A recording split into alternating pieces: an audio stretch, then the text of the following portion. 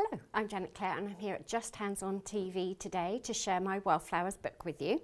It's a really lovely little quilt that you can make. It's full of Irish chains and 12 of our English wildflowers for you. It's my book. It's self-published by me and I love to write the books.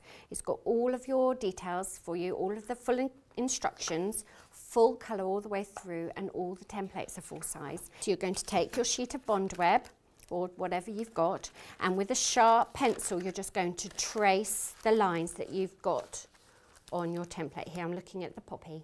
You're going to do the leaves separately to the flowers. Anything you want in a separate colour you need to draw separately.